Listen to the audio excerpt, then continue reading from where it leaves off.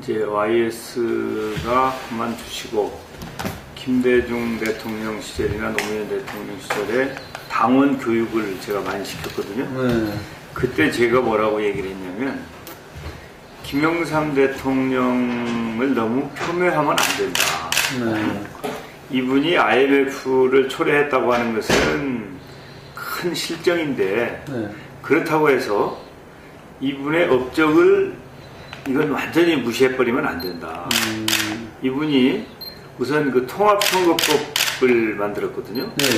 그래서 정치 개혁의 시초 같은 거예요. 그 다음에 금융실명제, 하나의 척결 등 이분의 업적이 있기 때문에 이것을 그 균형적으로 봐야 되고 이분의 그런 그 성과에 대해서 우리가 인정을 해야 된다. 이제 나는 그런 얘기를 했어요. 그때부터. 그러니까 그때는 사실은 반대 진영에 있는 거 아니에요. 예? 반대 진영에 있지만 내가 우리 당원 교육을 할 때 내가 그 얘기를 했다고요.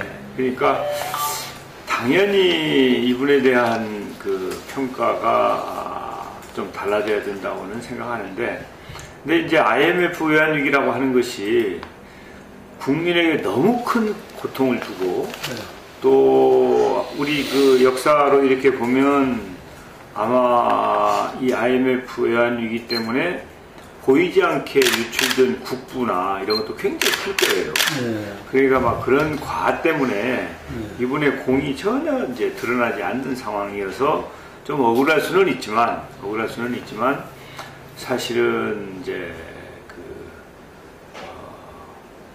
제대로 평가하는 게 옳다고 보죠. 그러나 문제가 있었던 건 사실이지. 우리가 이제 고인이 되셨으니까 좀 아무래도 국민들의 마음이 이분에 대해서 이제 좀 열린다고 그럴까, 그리고 좀 애석한 마음도 있고 하니까 지금은 그렇지만 냉정하게 역사는 저는 냉정하게 판단해야 된다고 생각해요.